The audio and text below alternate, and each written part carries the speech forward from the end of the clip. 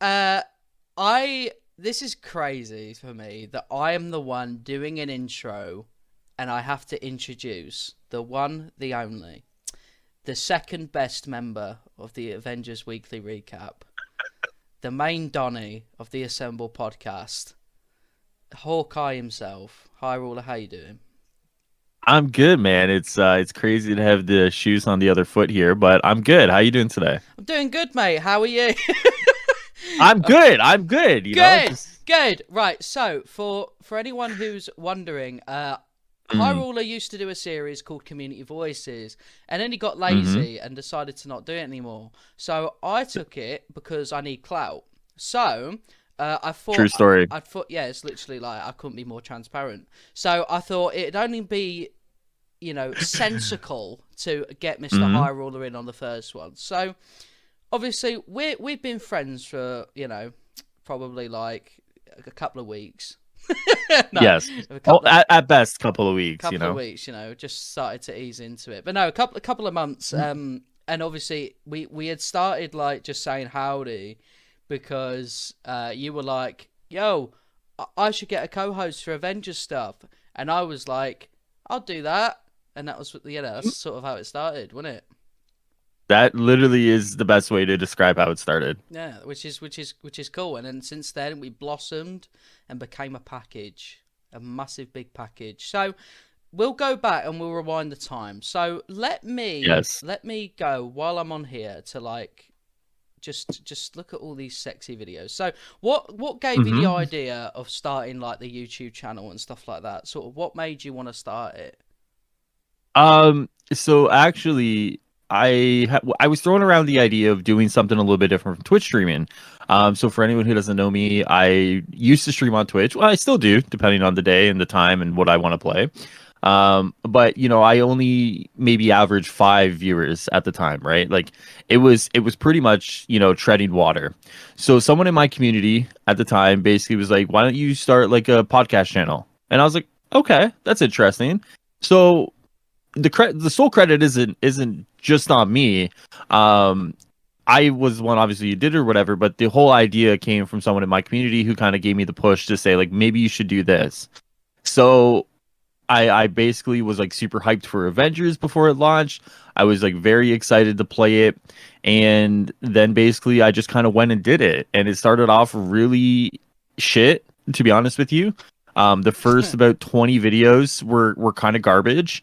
Um, but it picked up pace. I had Miller on, like once it kind of picked up and went somewhere, then it kind of went somewhere. But yeah, the original idea wasn't mine. So I mean, obviously, we know that you do like the podcast stuff. You don't really feature gameplay unless you're doing a live stream. Is there like a reason for that? Is there a reason you didn't decide to be like, go with the normal, like, I'm going to do build videos and, gameplay commentaries and stuff like that? Or, what made you sort of think, like, I'm going to do patch notes for a living? Sure. So I'm well, it's a good question because anytime okay, so maybe this is like a little bit of business advice as well. So anytime you look at joining a market, you got to look at where the saturation is, right? So with a looter game, where is the saturation going to be? Well, it's going to be with people doing build videos, right? What do I have to offer myself if I was to come into the space? Well, I'm not a build guy, right? Can I put some stuff together like, my Black Widow right now? Pretty cool build. But can I put stuff together that people are going to want to copy? Probably not. So what do I offer to the community that I think I could talk about? Well, to me, it's build videos, it's communication, it's transparency. Like I feel like I offer a unique perspective on a lot of these things due to my history and a lot of my work or a lot of my schooling. So I'm able to kind of like, go in there and try to like, sort through a lot of the shit that we get. And I figured if I'm going to do something within the community, why not target specifically the skills that I have and not try to be someone I'm not. Yeah, well, I mean, the thing is, the good thing about your videos is that you're able to like have like the face cam on, you're able to look down the lens, and you're able to Mhm. kind of have that like connection with people who may not have that same experience with like. And I'm shooting myself in the foot when I say this, but when people are just Mhm. playing games and they're commentating, unless you're like a big personality, it's probably more difficult to get a connection with an audience than someone who's just sat down talking about how they feel, face cam on, staring down the lens, and sort of just, you know, discussing it. Because obviously we know you've done like pretty like serious videos in the past, ones you've spoken from the heart. So like even your most recent one, right? Like loot boxes, pay to win on a Future Yep. Revolution. The biggest, most recent one you've done, I'll just find it, is the one, you know, Avengers, Crystal Dynamics has to do better. Yes. And things like that. Whereas, like, I think if you were to do that video, that same exact video, but you didn't have face cam on, you had gameplay running in the background, or you just had something completely different, I don't think it would have hit the same, because people get to see what you mean in your eyes, you know, and they get to sort of feel it how you feel it. So I can definitely see that. So obviously, when Avengers came out, and it wasn't quite the Arm experience. burner. Yeah, Yeah. it wasn't the big house exploder we wanted it to be.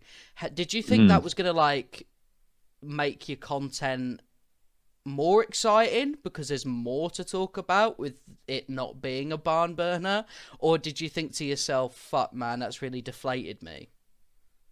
To be honest with you, when the game came out and it wasn't really what a lot of people wanted, I still was able to have fun with it. Now, here's the more interesting thing, actually, because back in September when the game came out and I was still doing streaming on Twitch, I was still enjoying the game itself. And now I feel like when I've gotten more like integrated or ingrained with the community, that's when I find that like sometimes my enjoyment a little bit, you know, kind of wanes a little bit, right? Yeah. Now obviously the game itself, you know, launched with a host of bugs and a host of issues, and you know, a lot of that stuff we're still dealing with the ramifications today. But back in September, I still was kind of enjoying the game just as is, right? Now, obviously, you know, we get to July 1st, and we're, you know, obviously there's stories and stuff to be told there, but the way the game launched didn't necessarily impact my perspective around the content I was making. It didn't really impact what I thought I was going to be doing with the content. It was just like, okay, like I'm just going to keep on keeping on, and ideally the game will as well. And then hopefully, I've always said that the success of the channel is dependent on the success of the game. If the game does really well, then the channel will do really well. If the game doesn't do really well, then the channel doesn't do really well, right? And that's only because like the way I cover the game means like I'm very intertwined with the news of the game. I'm very intertwined with the success of the game, right? And of course, there's videos where, you know, if something happens, I'll put a video out or whatever, but those are one-offs, really. Like it's not like, you know, it's not something I plan to do constantly, right? So for the most part, you know, at the time in September, I was such a small channel anyways that it really didn't matter, you know, to me anyways. I was just going to keep doing it and see where it went. Yeah, I can sort of see that. So then in that case, obviously there's a lot of vocal, all right, I'll be nice, in the community that say that obviously like, you know, you're desperate for the game to keep going so your channel keeps going. But we've had this conversation in the past, right, where like, and obviously I'm assuming nothing's changed, where you say like, if the channel does die, just live your life. You know what I mean? It's not like everything goes to shit. But obviously there's, and I wanted to get your thoughts on this, obviously there's bigger content creators who have made, you know, a bit of a, not a healthy living, like it's not like they're not making thousands upon thousands, but they're making enough to sort of be, you know, it's a very good side job, essentially. Yes, so of course. Would you say that the game dying puts those people in a bad spot, in the spot of like, whereas for you it's like, I can move on, I can get a, yeah, I'll just get a job, whatever. I mean, you're looking for one, but I mean, like, I can just keep going. Whereas, like, say a content creator like, I'll name them, Revealing and Lejeune, for example. Do you think that they're treading difficult water, or do you think the game has helped them get this fan base that will follow them if they decide to go to like some other game, right? That's a good question. So to talk about that, you got to talk about you got to talk about single game streaming and content creation versus variety streaming, right? So nowadays, it's very rare to find people who just single focus on one game, right? Because your risk of your content creation going up in smoke is 100% tied to the game that you're covering, right? Which is why you see a lot of content creators now who do variety game streaming, or to be quite honest with you, will do content creation around some of the bigger games, right?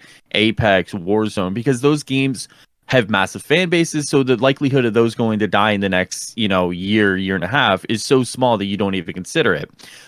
So of course, there's always a risk when you're a content creator that's focusing in on just one game. The thing that you have to do there is that you basically have to start, transitioning your audience or preparing your audience for the likelihood that could happen, right? Which means like you got to sprinkle in some other videos, you got to sprinkle in some other streams or whatever, right?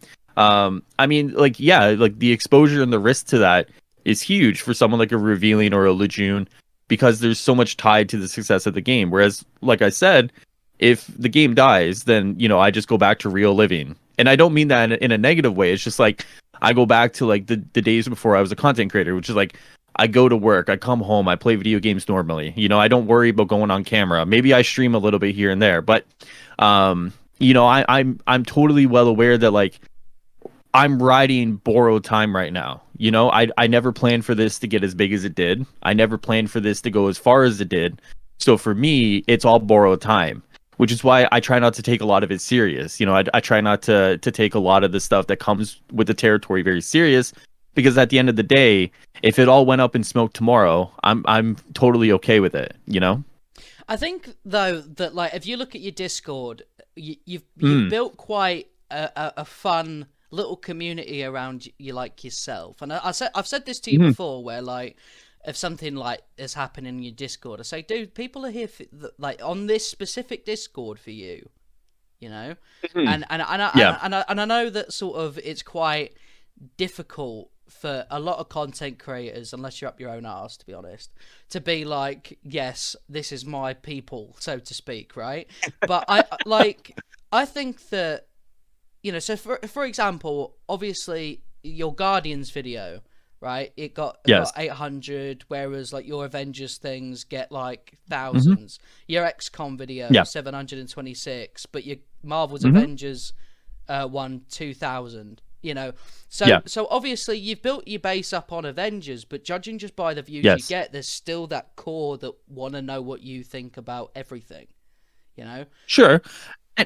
Well, and just to point to that, I mean, that's part of the process of carrying people over from one game to another, right? Like, I can't expect the same amount of views for Avengers stuff that I would on a Guardians video or a Marvel XCOM video, because there's a lot of those people who just don't care, right? So to your point, yeah, I mean, there's a core audience there that are there for me, and that's great. Like I appreciate every single person.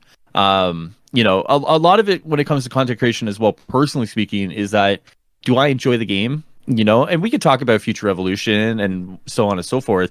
But if I don't enjoy the game, I'm not going to make a video on it just for the sake of making a video on it. Like I don't want to sit there and talk about something I don't necessarily care about either. Yeah, well, I mean, obviously, a lot of YouTubers, when they try and go sort of down that road of variety after one of their like games kind of like fall off or something like that, is you'll notice that their channel will sort of slowly sort of decline. But I think the benefit of your channel not being like fucking massive, but it is in the Avengers space, is that if the game does just vanish, you're not really like at a position where you're like because you're so big, if you fail, you're fucked, because there's no failing really at this stage, if that makes sense. So yeah. I think that like you could easily take the core that you've built and just keep rising with it. And I think that was really interesting. I think there's another thing as well, is that like your resilience is pretty like, so I went onto one of your streams back before we even started saying howdy, and you were there with your 5 viewers on Twitch, your shiny bald head out and that, playing as Black Widow. And, yes, and the same excitement on your face with 5 viewers was the same as now when you're getting 100. Yes. And I think that's something like a lot of content creators could probably take from you is to sort of be like, even if there's 5 people in the room or 100, got the same amount of effort in. It's exciting. Yeah, I mean, so I think at the end of the day, if any, so I view myself as just a normal guy still. Like I know, like I got this YouTube channel and people come and watch me and hang out and so on and so forth. I still view myself as just a normal guy who wants to play video games at the end of the day. So for me, if anyone chooses to spend their time with me and wants to hang out and watch me play video games, regardless of what game it is or regardless of what channel it is, I am super appreciative of every single person who engages in my content. It's an overwhelming feeling sometimes when like I fire up a stream and there's 70 people there, right? Because like for a long time it was 5 people, 10 people, and now it's 70 people, 80 people, 90 people. It was 100 and something people the other night playing Future Revolution. That is overwhelming. It, like, without a doubt, that is overwhelming. And I try not to let it get to me. I obviously don't want to be like, thank you guys so much. And sometimes I do that because it's such a different feeling going from like, a small chat where I can talk to everyone, then it's like 100 and something people where I can't talk to everybody. But I still want to make sure people know that I'm super appreciative of everyone who comes in. And you're right, like the energy's got to be the same. Like, you can't just like sit back and like not put on a show. And people put on different shows regardless of their stream type, but like you got to still be engaging. You still got to talk to people because at the end of the day, if someone's putting out their time to be with you, then you should be able to put out your energy to be with them, Well, I mean, yeah, you're completely right. You've got to sort of see it as like you've got a bunch of mates in the chat because while you're sort of at this stage now where you can realistically answer a lot of chat, like so for example, you'll see a big streamers, right? We'll talk about Ninja and stuff like that. They won't talk to their normal chat because there's just so many fucking people constantly down there that people will get missed out. So they react to like people who like donate and stuff like that. Whereas like for you, I noticed that 100 people is still a lot of people to be like in chat, but you make sure to answer every single one, even besides mine, fucking dick. So if it's like up the chat, you'll scroll up, you'll find it, and you'll react to it, and that sort of gives that sort of like friend vibe, so people want to keep coming back. And I think that's like for example the weekly recap. I think that's got the same vibe. I think we're both chatting shit. People like that sort of thing. Especially. Some people might not like it when we don't talk Avengers, but for the majority, people are quite up for it. People are quite up for just listening to us chat. And I think that's sort of a respect to the audience kind of transaction, So I think that's important. So I'm gonna get a little bit dramatic, a bit drama-like. Okay. All right, you excited for this? So I mean, I deal with this on a weekly basis, so I mean, it's like part of the course. That's a good point. Well, speaking of part of the course, let's talk about shields and defenders and haters, right? So, okay, let's do it. So in this community, I don't know if you know this, mate. People like me and you get branded as shields. People such as, I'll name them, Godslave Kyle, get branded as haters, right? Sure. So what do you think about those labels? What do you think about? Do you think because I'm going to play devil's advocate? I will. Sure. I'm going to try my best here because I don't know how I'm going to do this, but I'll give it a go. So obviously labels are really annoying. People can have opinions and have a variety of opinions, but calling the label and not making it some sort of like weird hate thing, you can kind of put people into a circle. So if someone comes to me and calls me a shill, I know not to talk to that person, which makes my life easier. Right. So devil's advocate, it means I know who to avoid, right? So so anyway, what's your sort of views on that sort of side of the community? Honestly, most of us here should be adults, I would think. Yeah. And with that being said, didn't we leave the name calling back in primary school? I've said very much so that I don't want people in my Discord calling people shills and defenders. There's people who have, takes on the game. They want the game to live, so maybe they're gonna have points that lean more towards the quote unquote shill side. There's people who don't necessarily care for the game or are a little more critical, so maybe they're gonna have points, leaning towards the quote unquote hater side. And then there's people like me, and focus on me, just in the sake of conversation, who go back and forth depending on the topic at hand, right? I think at the end of the day, everyone wants, and I've said this before, if you're still in the community, there's probably a part of you that still wants a better game. Going after community members and talking about community members as shill or haters, it's all very childish. Like it really is. And that's why I don't engage with it. That's why I don't, sit here and call people shills or haters. Like, there's no point. Like, what's the point about it? Like, I don't want to sit here and wake up and go and fight people in the Avengers community every day. Like, there's no point. Like, I got other shit to do with my life, right? I'll make a video, I'll talk with people, I'll play the game. Congrats, that's my day. I'm not going to sit here and be like, all right, shills, line up, boys. Time to go fight the war. Like, who cares? Like, honestly, who really cares that much? Yeah. I can't imagine that. I really can't. I got, like you said, I'm either going back to work soon or I'm finding another job. I do the YouTube. I play video games. Like, at the end of the day, I don't have the mental capacity to care about shills versus haters. Now, there's probably people who probably aren't adults who get swept up into that stuff, right? Because that's just stuff that they get swept up in.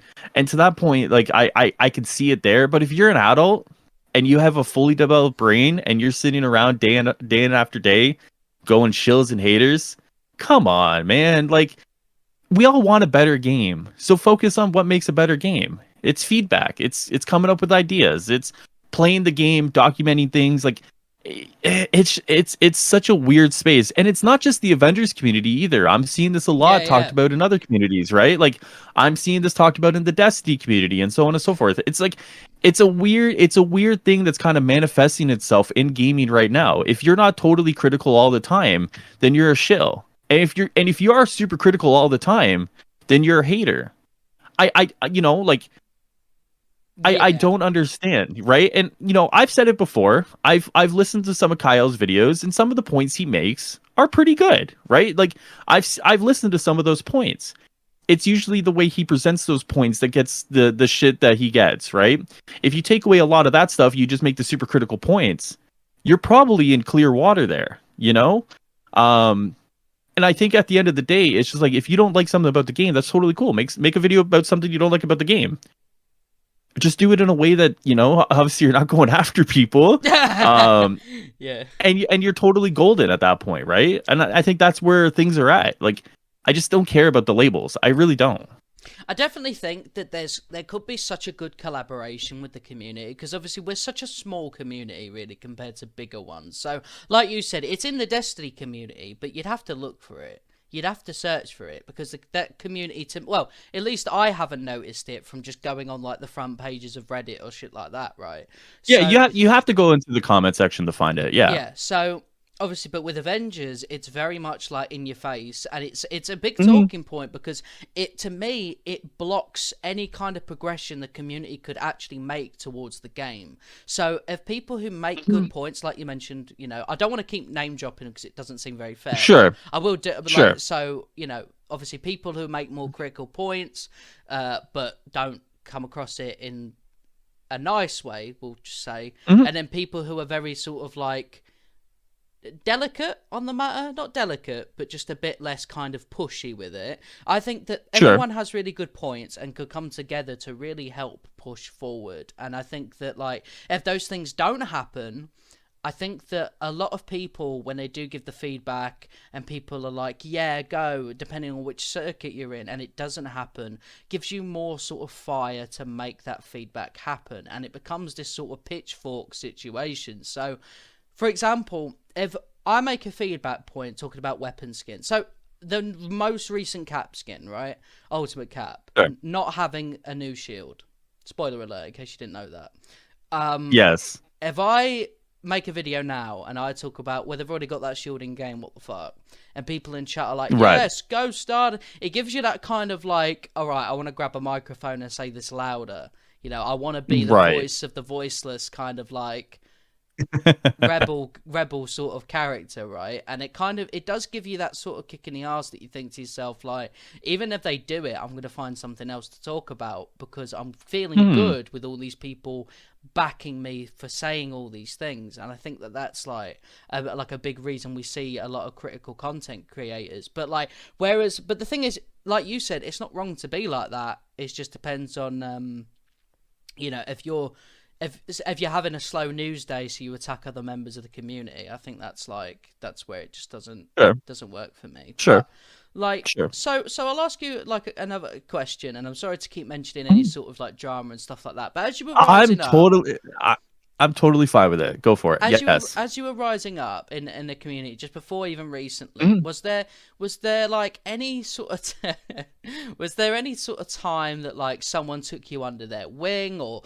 said something to you that was like, you know, oh, I better stay away from them, or anything like that? Was there a sort of a time where you got very involved and you sort of discovered like, okay, stay away from there, oh, this person's friendly, you know? I mean, honestly, like Miller has been the one for, kind of the start of it, who kind of like found me. And then, obviously he did the state of the game video with me. And that was like my first introduction to like a really big video. And him and I are still really good friends. And obviously, him and I still talk and hang out. And, I hang out on his stream and whatever. But in terms of like, who to stay away from, no, there's not really been anything like that. Obviously you kind of get the vibes of the community and you kind of know which way to navigate the community and whatnot. So no, there's never been kind of like stay away from this person or whatever. Like I've been able to figure out who I can talk with and who I can't talk with, kind of just based off conversations and kind of based off of like who I'm already kind of running in circles with. And you know what I mean, like it's just like you make a friend and then that person has a friend and you make that friend and so on and so forth, right? That's kind of just the way it's worked out. Fair enough. Yeah, I mean, like when because obviously I started like at the start of the year, so I'm still very Mm, like fresh onto it. And I think that me being such a vocal fucking person, I've learnt who's gonna like me and who's not gonna like me, right? sure. Um, Yep. and I think that that is kind of, I mean, to me, and this is like a criticism to myself.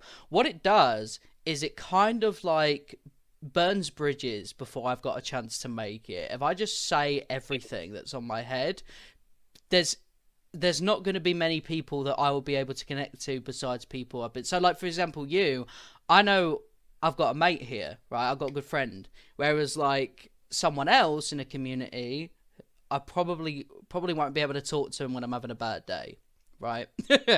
But with you, you've done such a, and this is it's just because you're friendly. There's no like weird reason. There's no point here, but like you've got all these bridges because of how like very sort of split down the middle. I'm here to hear what you think, sort of like attitude. That I think that's why a lot of content creators get along with you, and a lot of just other people in the community as well. And I think that's why, like when me and you first did the show, that was like our first conversation at all, voice, and it was so easy because you made me feel really comfortable and just straight, made me made me feel like wanted on the show. If you know what I mean.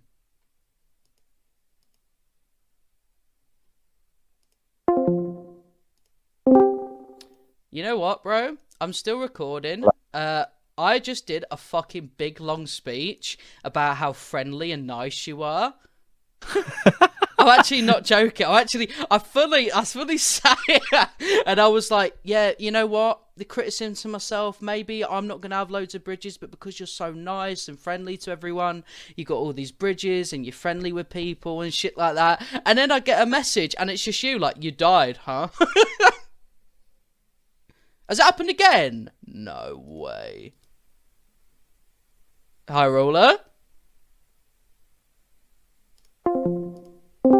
Hi, Roller.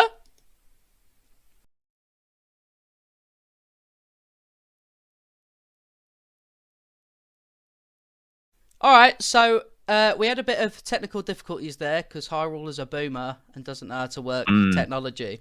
So it's true. we'll go off all the Avengers stuff for a little bit. We'll go off just YouTube in general. So what? So obviously you had. Well, I say had just because of COVID, but like what? So what do you do then for work, or what did you used to do for work? Sort of, what's your qualifications? How are you a smart person or not? Like let's hear about it.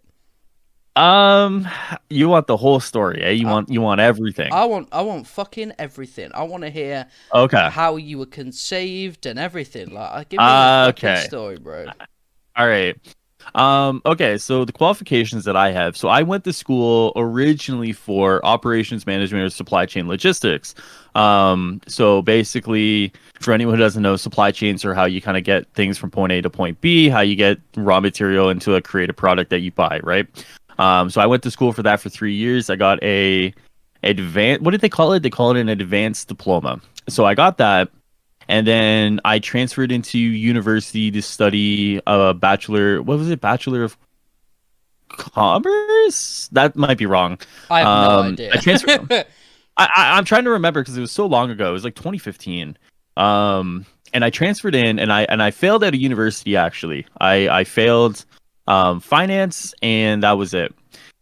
So it left me, it was probably one of the most gut punching feelings of my life. Up until then, I had done pretty well in college. I had done very well in college, I should say. And I was riding like a very big high, thinking like university's not that much different, no big deal. And I didn't like get acclimated as quickly as I wanted to. And at the end of it, I kind of just failed, two classes. And because of that, that was it. I took some time to like recalibrate and I went back to school. I studied a post grad in international business and did very well in that. And then I couldn't find a job after that. I was super fucked and I decided well yeah, it's crazy. And I went back to school again and I did another post grad in sports business. It did very well, and then from there I did an internship running a government funded seniors program, which did very well. Smashed all the numbers, a lot of cool guests in. Like it was super well done. My boss and I were still friends to this day. Her and I are really good friends. I've made a friend for a life there. She's helped me out with a lot of stuff when it comes to mentorship and so on and so forth. And then from there, I went and did maintenance work for a sports facility, which I still kind of do now. So stuff like, just kind of maintaining everything, cleaning up, kind of it's just busy work essentially.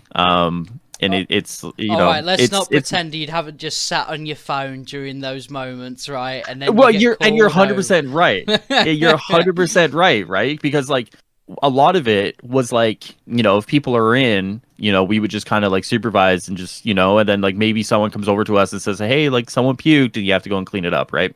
And then I left that and I went and did sales. I went and did sales for market research.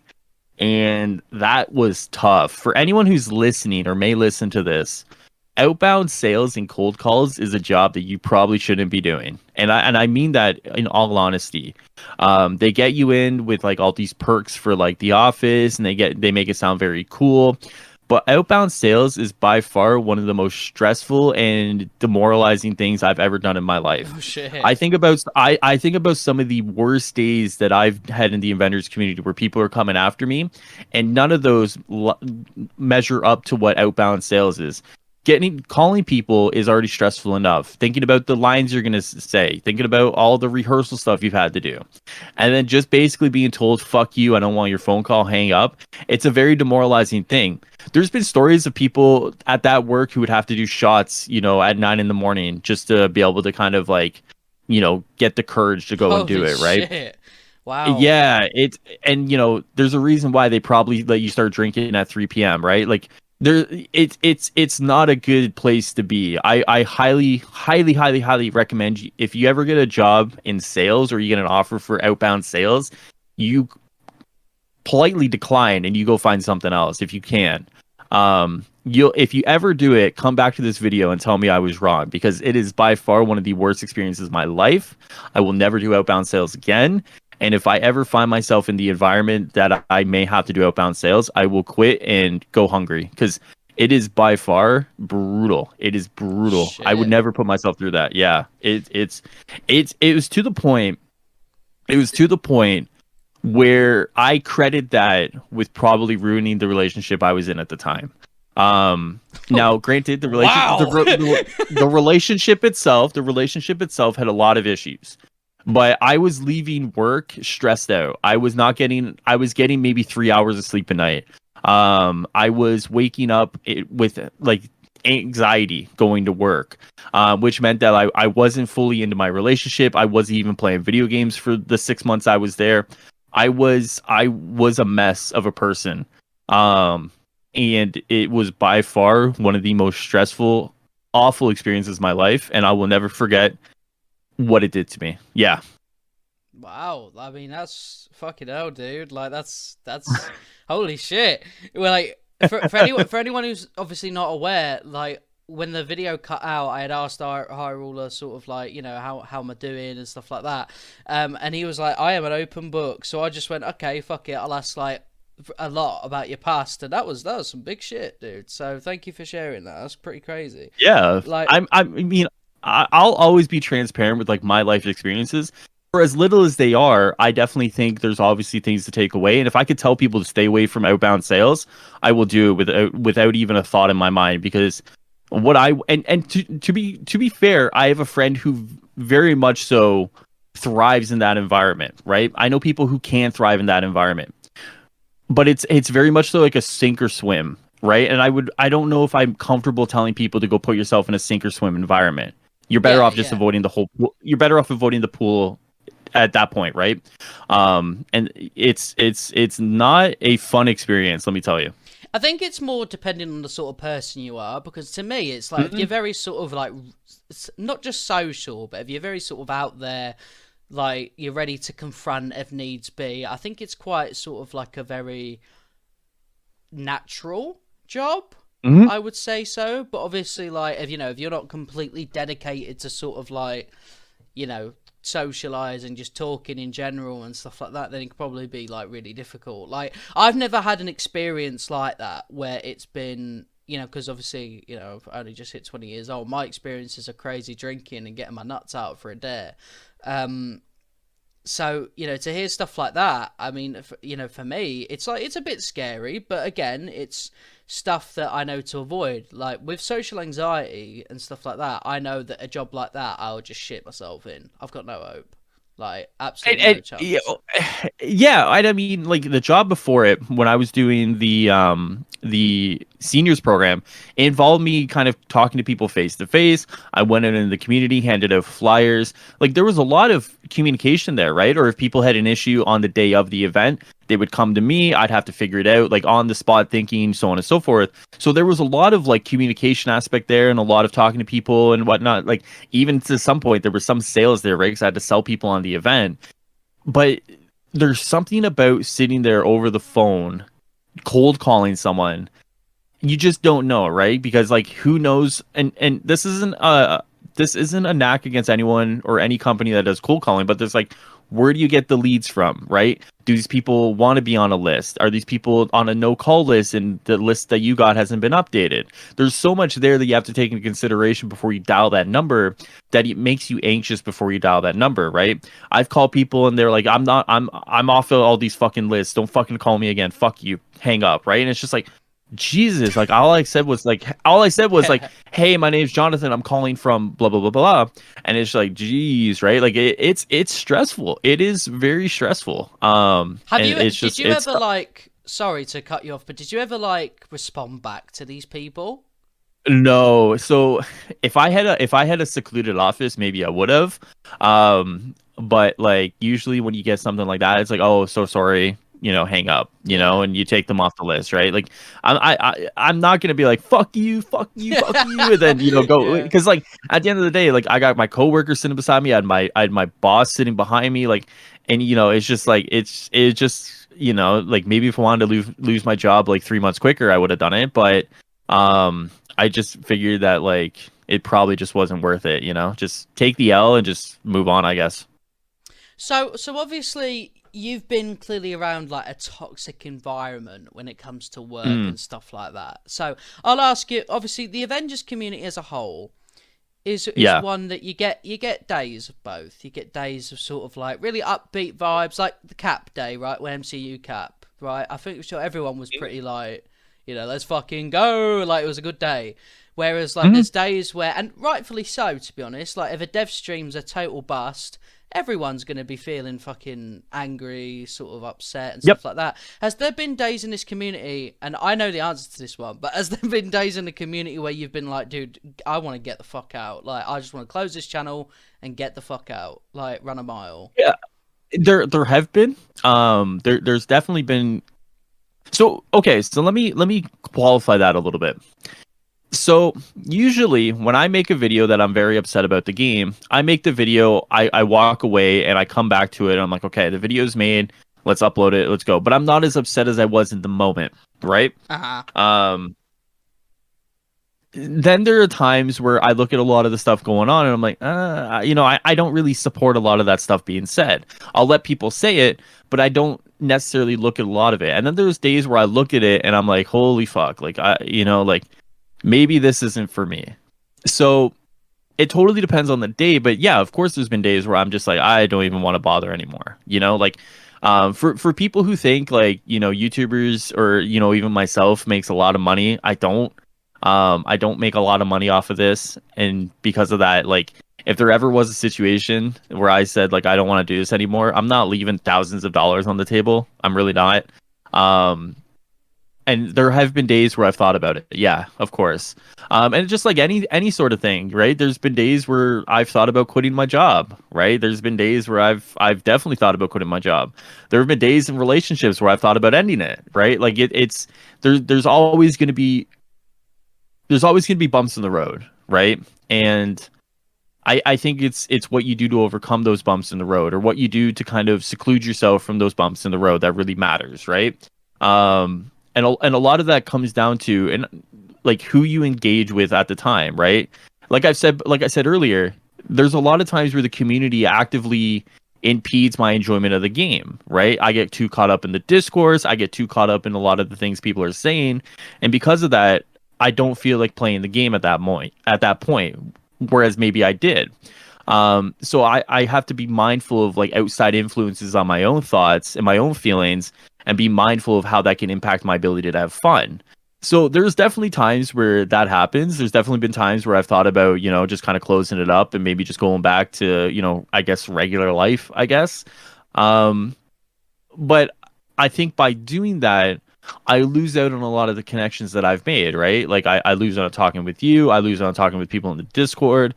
I lose out on the ability to kind of connect with a lot of these people that I've been able to connect with due to the game. So that's the part that keeps me here. If the game goes up in flames tomorrow, it is what it is. I can't control that. What I can control is my ability to kind of navigate a lot of these situations and enjoy the moments ahead with the people that I've met through the game. Yeah, 100%. Like, and by the way, I appreciate that. By the way, that was quite meaningful.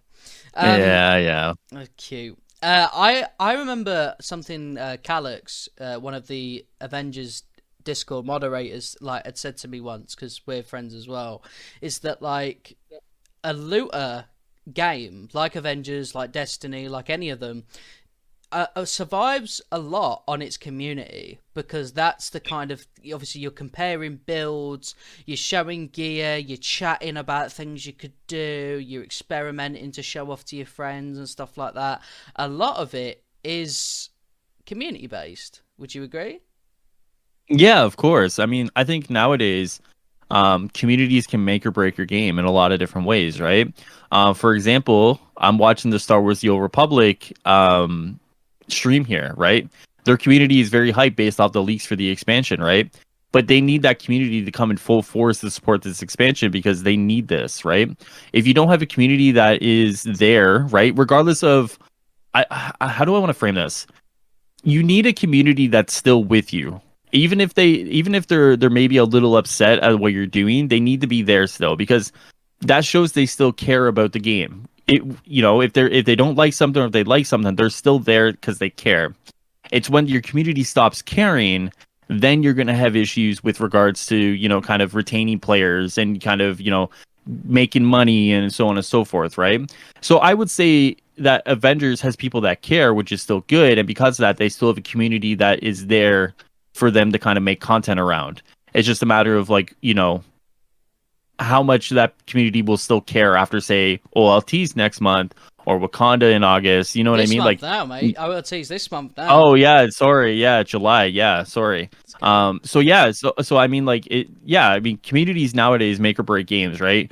And it's a whole cycle. It's the Reddit, it's Twitter, it's YouTube, it's Twitch, right? Like, there's a whole ecosystem that lives and breathes from some of these games, including people making money off of it. So it's a symbiotic relationship between the community and games nowadays.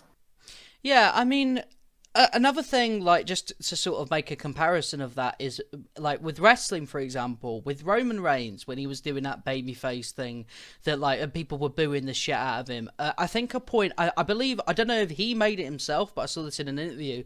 It said, like, it's not really about whether people boo him or not, it's the fact they're giving him a reaction. If they just don't make any Yes. sound, that shows they don't care. And Yep. Agreed. that's when you want to, like, that's when you want to pull him away and give the, a change up, right?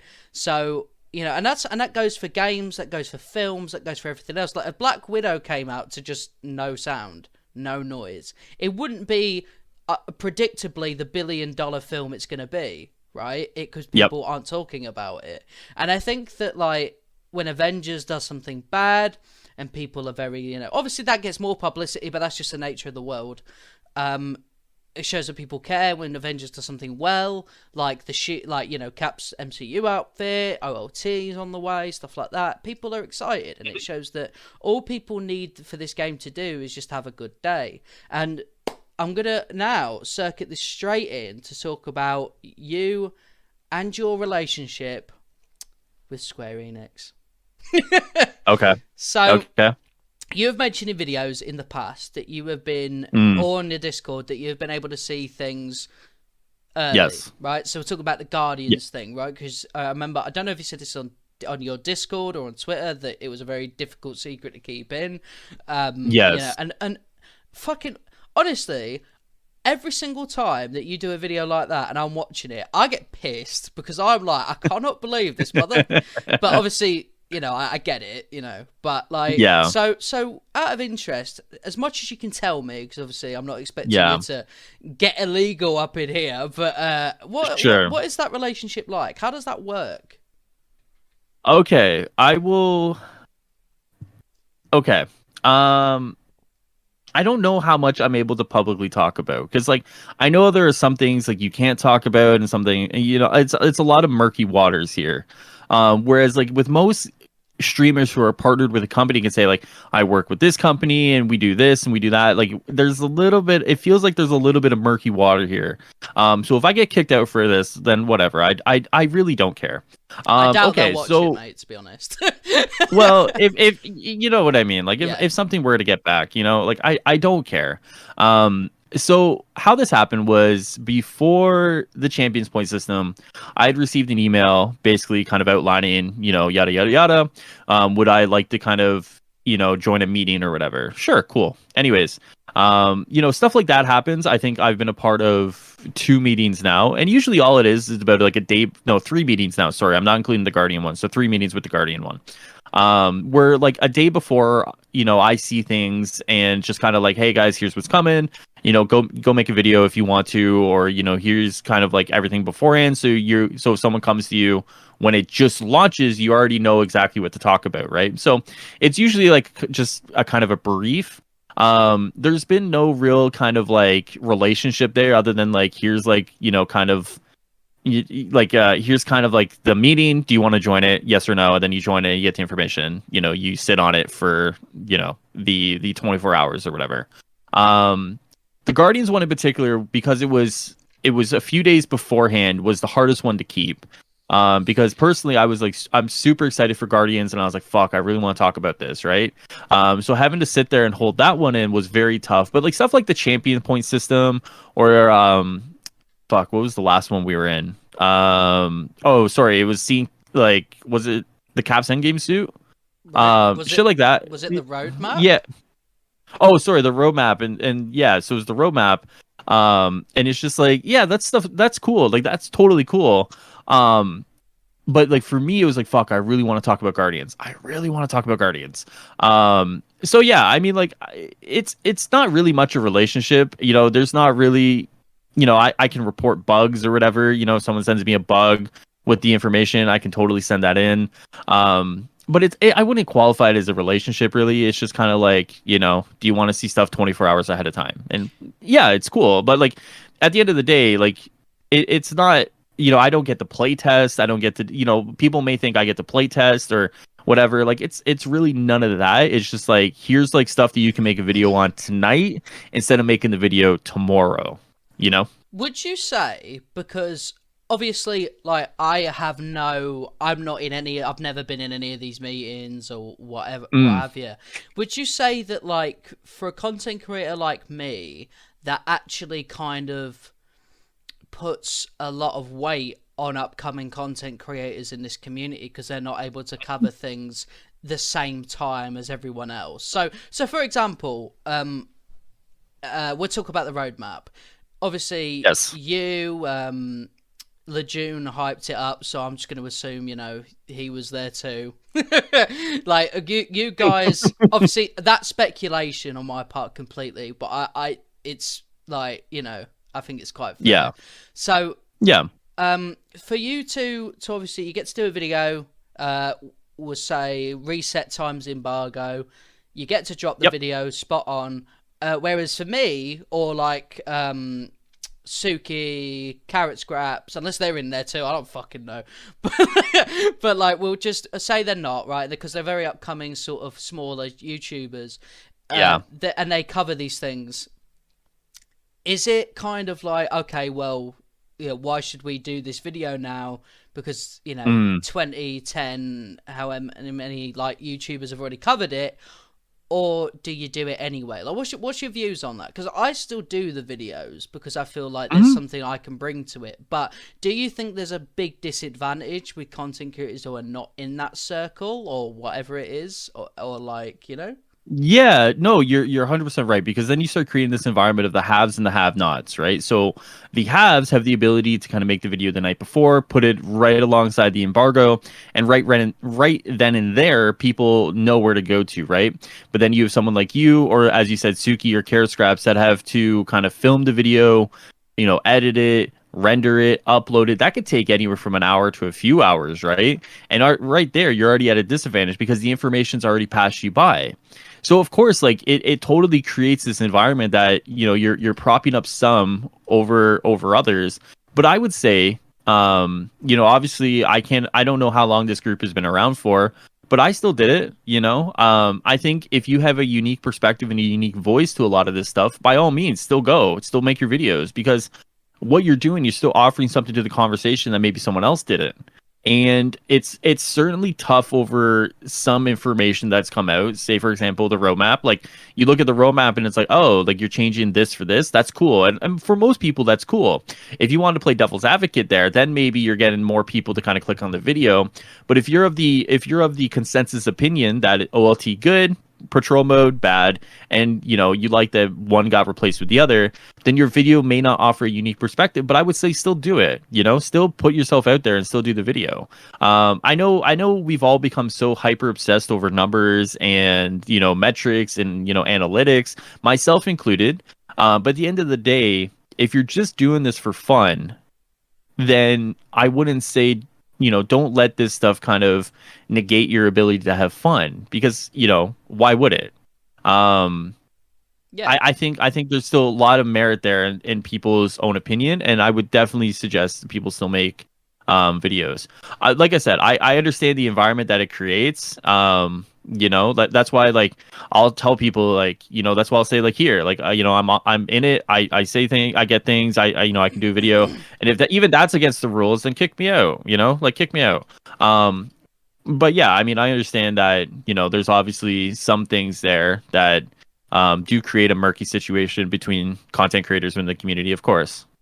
Yeah, I mean, but like you said something in there that I think is quite big feedback for any YouTuber, because everyone starts off doing this for fun. Like, if you come into this thinking, I want to make fucking bank, bro, it's like, Yeah, you're not going to. you're not going to have a good time. So, like some Yeah. of the biggest, YouTubers in the world started this off with just a bit of fun, and like there's, Minecraft YouTubers now that are swimming in it, mate. But originally, they just wanted to play some Minecraft with their friends, Minecraft with the boys and that. So it's a good sort Yep. of thing of like, if you next like I don't know 100 videos get like 10 views, there's nothing saying your next 200 won't get 1,000. There's no reason that you won't get a random million or a viral video that just shoots you up out of nowhere, and then people start watching your other shit going, this guy's actually really good. Like there's no reason, just to, because it all happened. Like a lot of these YouTubers that have gotten this massive success in this community, we'll even say in this community, it's not like it's a mixture of like, well, talent, because you do have to, you got to be good at these things, but also there's a lot of luck involved. A lot of like, Yeah. people see this, I saw, so then they show their mate, they share it, they're like, oh, did you hear about this for Avengers? They might see it through you, they might see it through me, they might see it through June, Tony, like a bunch of people. And it all just, completely depends. Like everyone, that's the thing as well. Everyone's kind of got their own sort of like gimmick, I would say. Like, with Tony, his gimmick is like that really thick accent and the amount of knowledge. I was gonna say, I was gonna say, isn't Tony's accent like the amount of like information you can understand from him sometimes? And I love Tony. Tony and I talk in private, so hopefully that doesn't offend him. Well, it's the best thing about me is that because we're essentially country neighbours, I can fucking I know everything he's saying. I like this. I like the accent. Whereas everyone's like, "The fuck did he say?" But it's like no. But I think the thing is with a lot of those content creators that come from Marvel Heroes, it's like a really interesting thing to listen to their perspective, because obviously Marvel Heroes, it died. Not because I don't know if it was because player base was going, then support got shut off, but obviously we know Disney and stuff like that. So it's really interesting to see their opinions on a game like Avengers, which isn't the same, but it's in a similar boat of like it could, what I mean? It could go down the same tubes. So it's one of those, totally interested things. But a lot of those guys, they've seen Future Revolution, they think, that's for them, that's absolutely, that's more than fine. I think that this is a quick little note actually, because me and you have both been quite critical about, the pay to win elements of Future Revolution and stuff like that. Yes. I just, obviously I can't speak for you, but I assume we're in the same boat, where it's like, if you like it, that's sick, I'm really glad, like, and that's not sarcastic, like, if you like it, brilliant, because it doesn't look, it's not, I've not played it, so I can't say if it's a bad game at its core, but the opinions of the pay-to-win system isn't directed at this game or just Netmarble in general, but it's more of like a mobile game problem, and it's just that Future Revolution could have been different and it wasn't. That's just my viewpoint on that. Like, what do you think? So in my video that I did, I said that we shouldn't be accepting of these things in gaming as a whole, right? When you look at pay to win scenarios and pay to win structures, we shouldn't be accepting of these, because what it does is it takes away from the actual gameplay itself, right? The merit of earning what you did is kind of taken away. Now, obviously, game design can be, what's the word I want to use? Influenced by your monetization, right? So if you make something that's a huge grind, but you do it with the sense of like, I'm going to implement like a pay to win scenario, or like a pay to kind of speed up scenario, then you're kind of incentivizing that behavior, right? my video wasn't directly targeting people who enjoy it. You know, if at the end of the day you log into Future Revolution and you have fun, by all means, it's the same thing I've said with Avengers. If I shit on Avengers one day, I don't want you guys to feel like I'm ruining your enjoyment of the game. I'm just super critical of that part in that moment. But at the end of the day, your enjoyment is your enjoyment. I don't want to take that away from you. And I think that a lot of the time we look at a lot of outside influences and we internalize that, myself included, and because of that we look at this stuff and go, wow, he said something and it was against like my favorite game, and you know, I feel that very strongly. And for me, it's like I don't want people to feel like I'm hurting them because I'm talking about their game in a negative light. I'm just bringing to light something that I feel very strongly about. If you disagree with me, that's totally cool. I've gone into a lot of disagreements over the Future Revolution stuff. I've had some people kind of come at me and, you know, whatever. But for the people who've been like, hey man, I don't necessarily agree with you, you know, and that's totally cool. Like, I'm not going to take that to heart or whatever, right? We can disagree and move and walk away. Like, I'm not going to take any of that criticism to heart. Um, at the end of the day, video games are a medium for us to have fun with. If you're not having fun with something, why focus so much on it, right? Like, I think before we called, I said like I'm not really having too much fun with Future Revolution anymore. I'm kind of just like over it. And that doesn't mean like I'm gonna make videos and shit on it. It just means I'm probably just not gonna talk about it because I just don't care, right?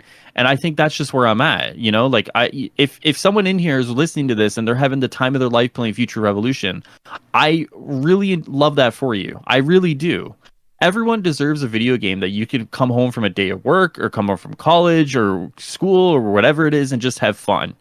That's really what life's about, man. Like, I think if anything, I'm gonna get a little sentimental here, but like the last year has really shown that like tomorrow isn't promised, you know? Like, it really isn't. So if today you sit there and you have fun on a mobile game, fuck it. Why not? You know, like, enjoy what you have when you have it, because you never know when it's all going to go up in smoke.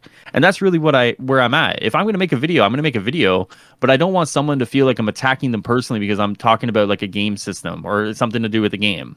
You know, at the end of the day, we're going to disagree, and that's totally cool. Well, I mean, like that was deep again, mate. We're getting a lot of stuff here. Do you want to start crying? We're gonna get you on the chair in a This minute. is this is stuff I can't really talk about on my channel. You know, what am I going to make a video on? If you guys enjoy future, like, you know, it's Yeah, just no, like I I know what don't you mean. necessarily Yeah, get. yeah. Yeah. So.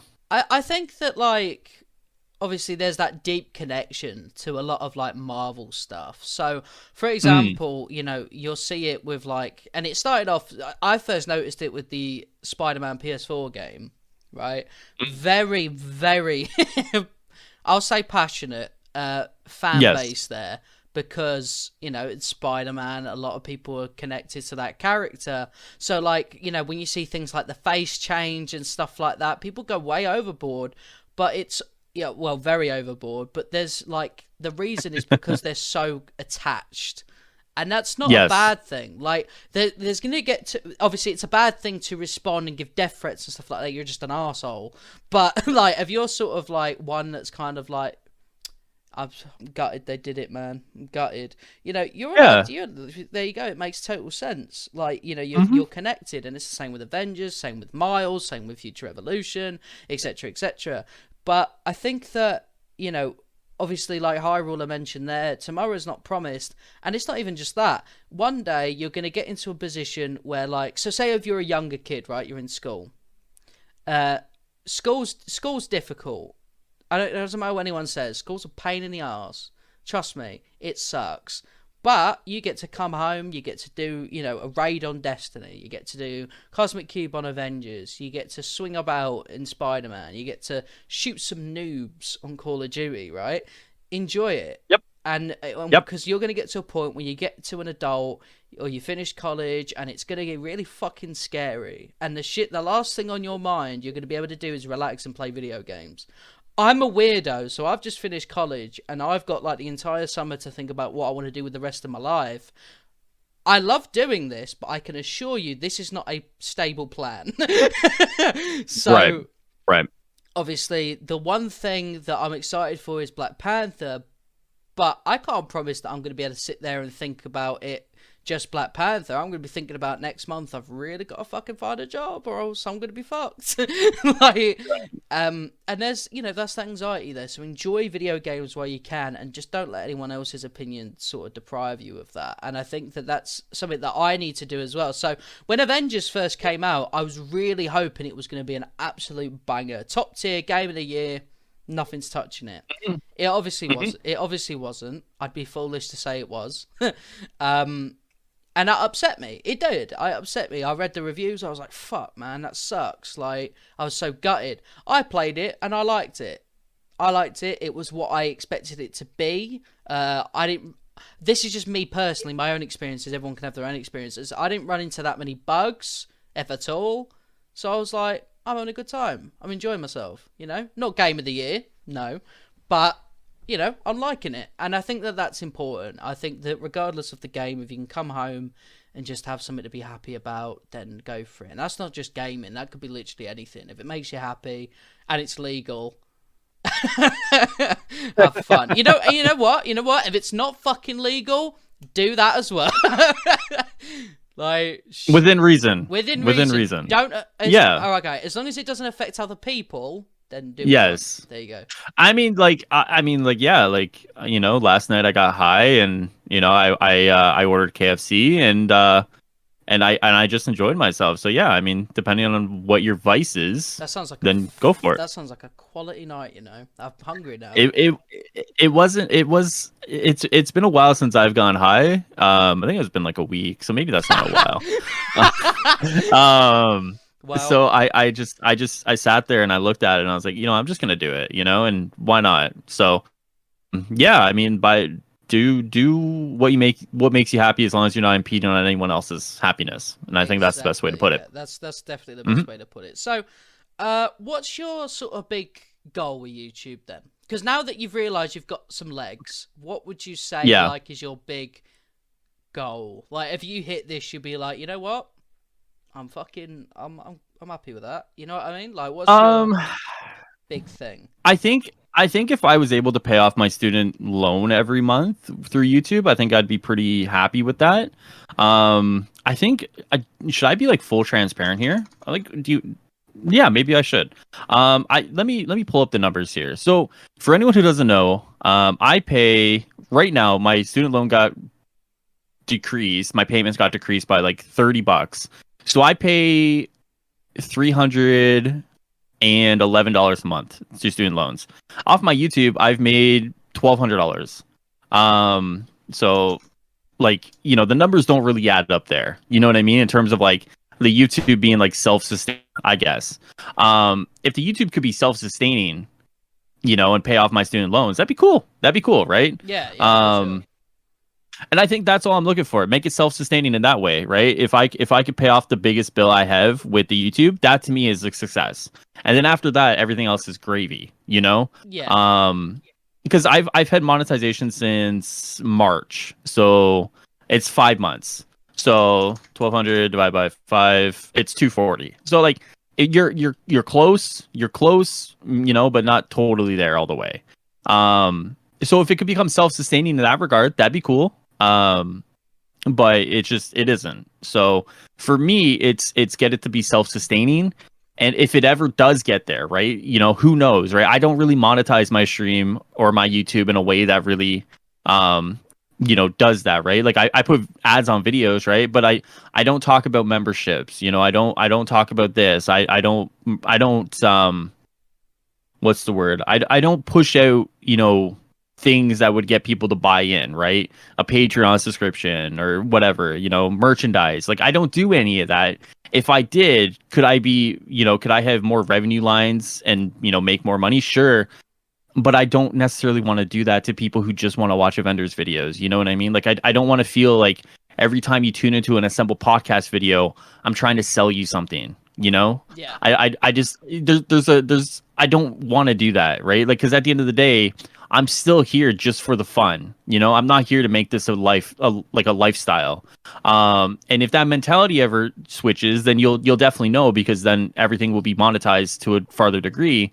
But like at the end of the day, I don't want to sit here and be like, all right, guys, for today's video, make sure you join the membership, hit the membership button, or like I just don't feel like doing that to people.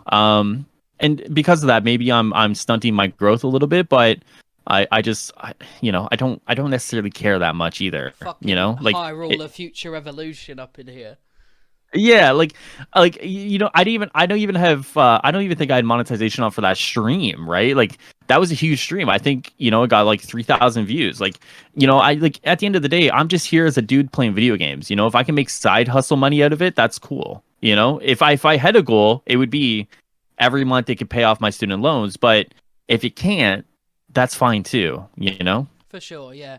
I think that, like, for me, who obviously, like, I'm too small to make any sort of change off it. I don't make a penny, which is totally fine because it's fun.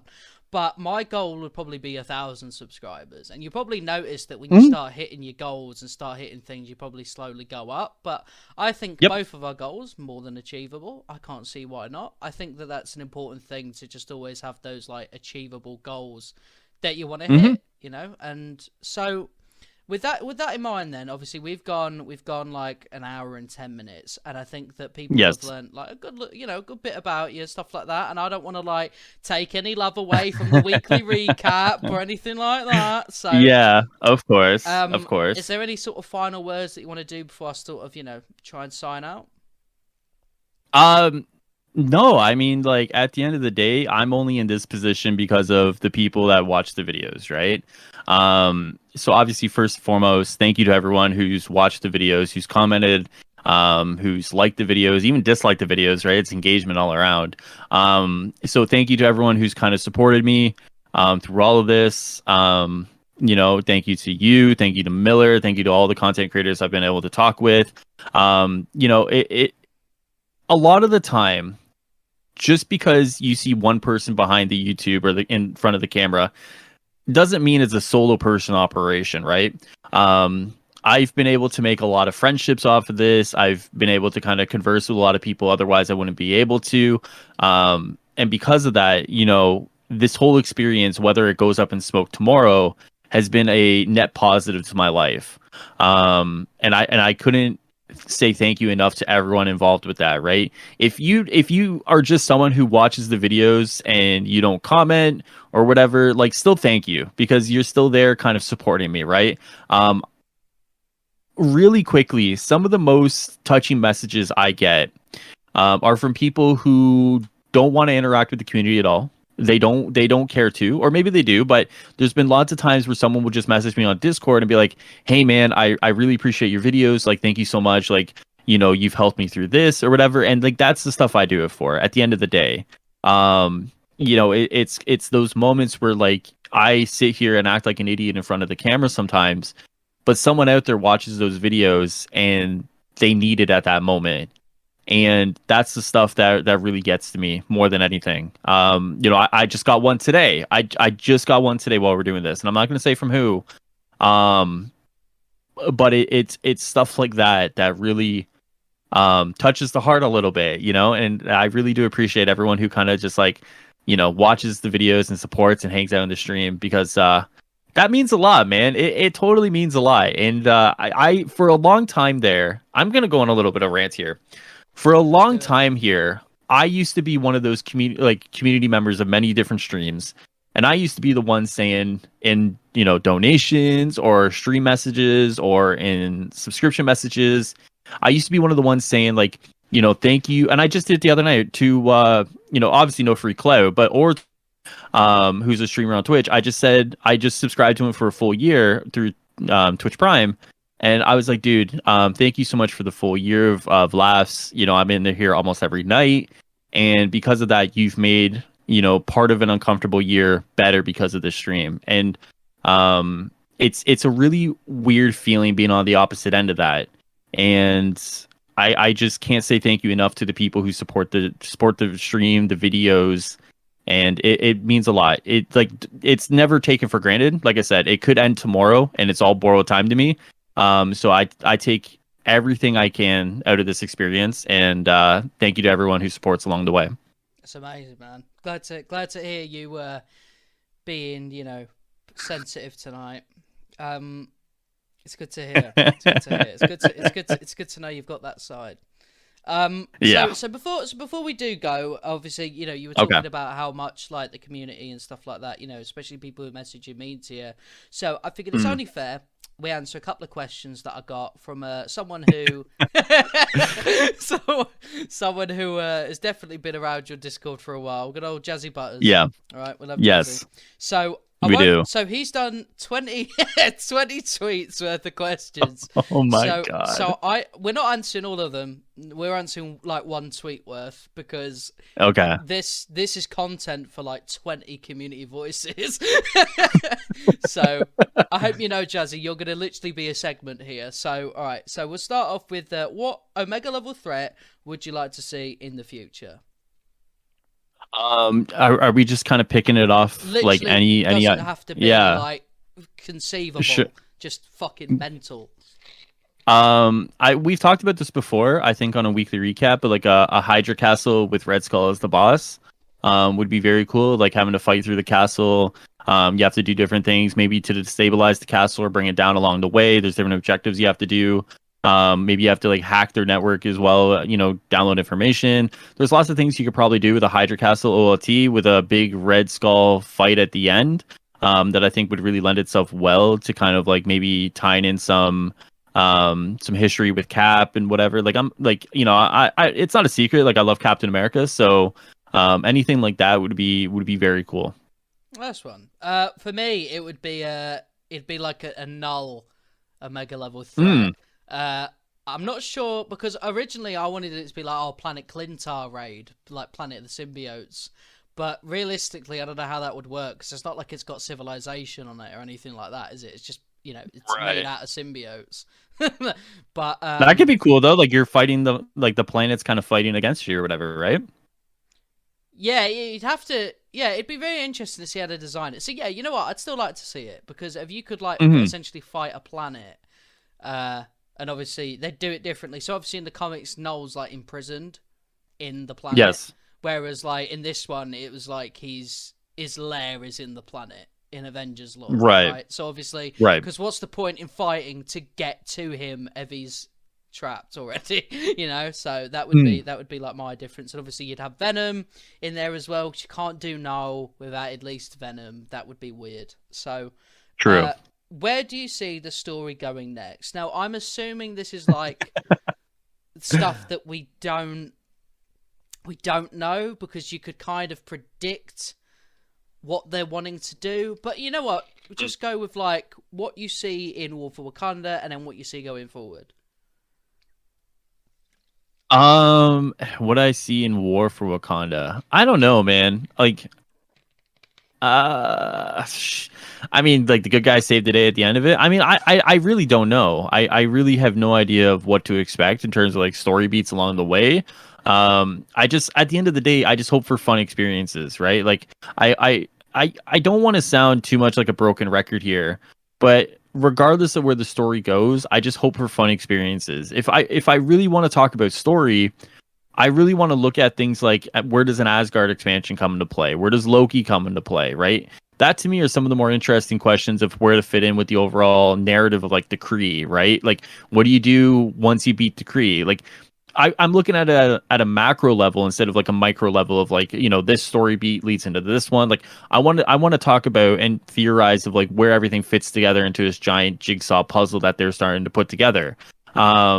And that to me is where a lot of the information, or sorry, a lot of the fun comes from, That to me is like where the fun is.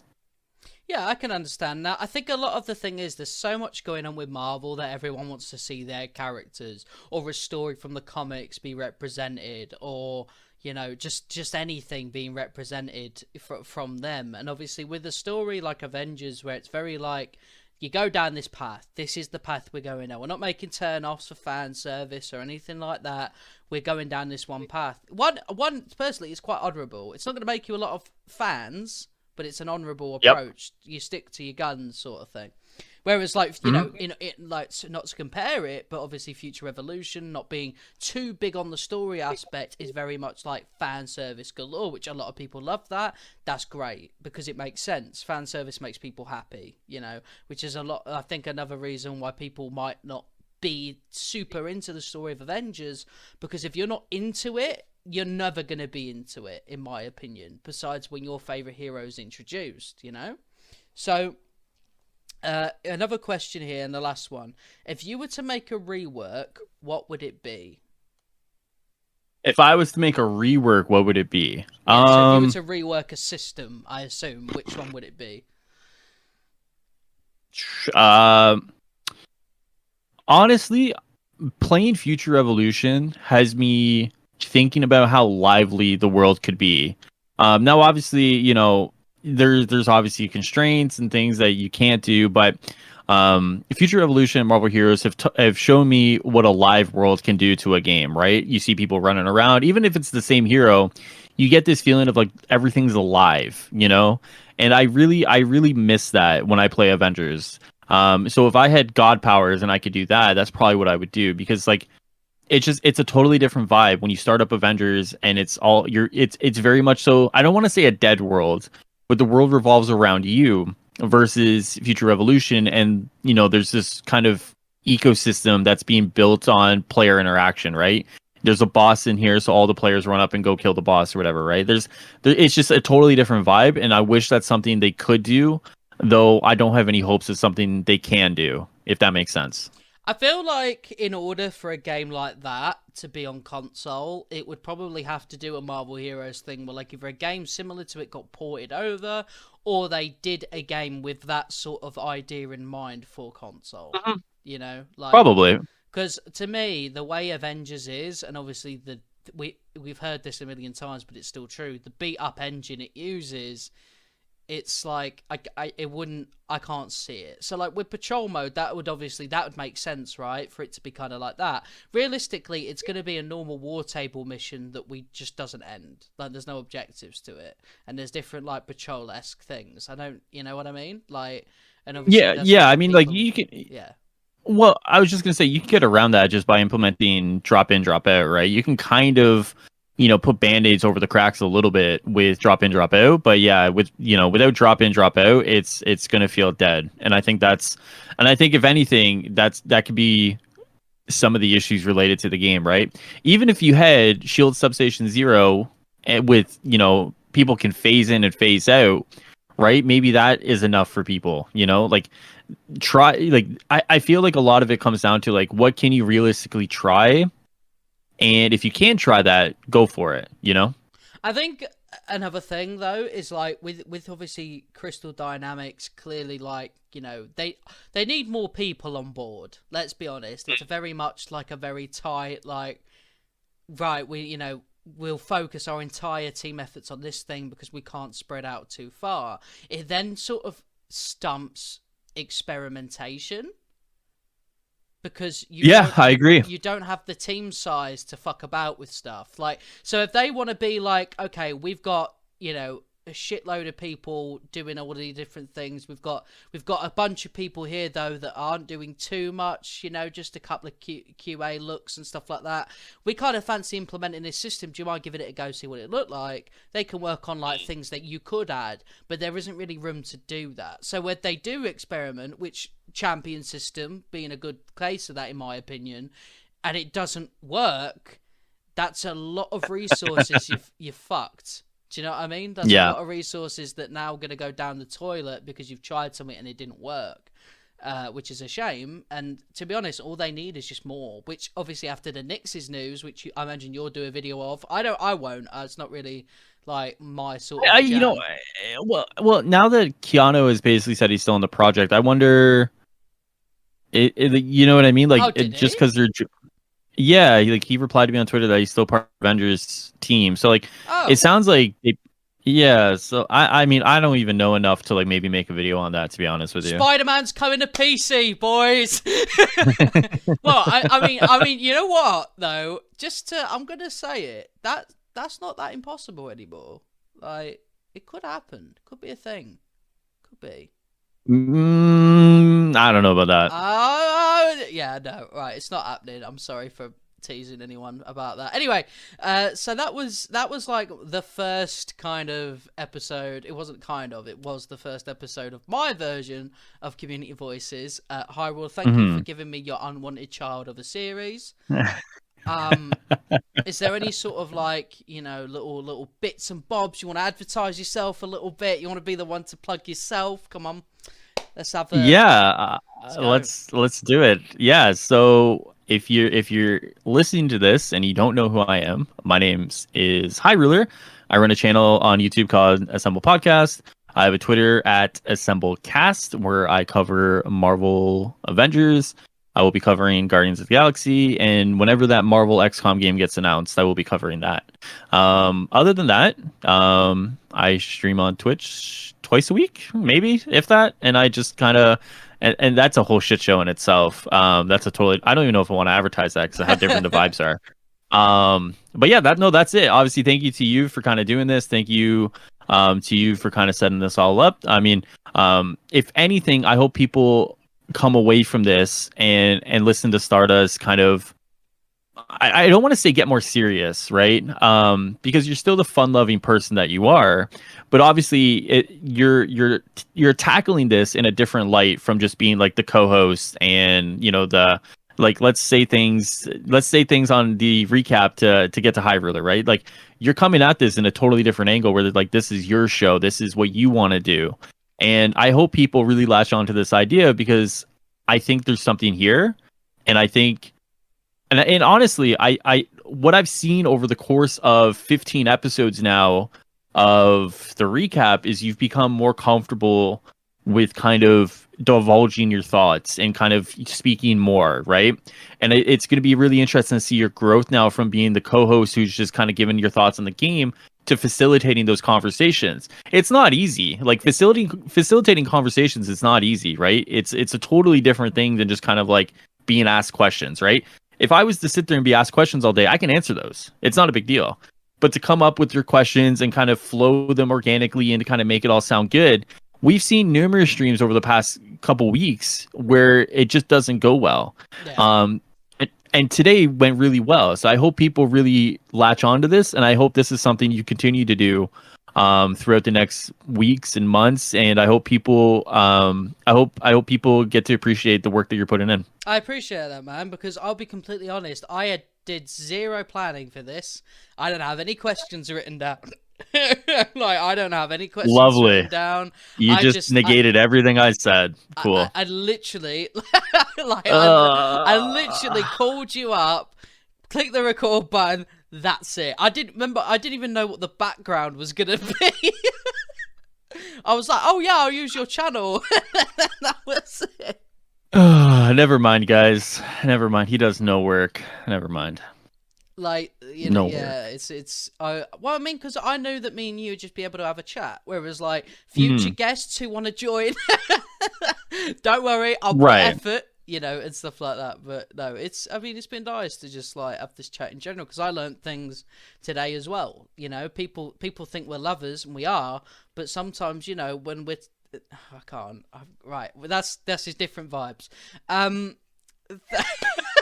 I was gonna say, people think we're lovers so we don't talk, but that's not true because when you're there grinding away, pounding that, pounding that juicy butt cheeks, you can't really have a conversation. So, it's good that we managed to get that across. So, thank you for watching. If you like this, let me know. Obviously, Hyrule, the stuff will be down in the description down below. If you don't know who he is, though, that's a bit weird because half my subscribers come from him. Thank you. So, cheers, and I'll see you all in a bit. Do you want to say goodbye?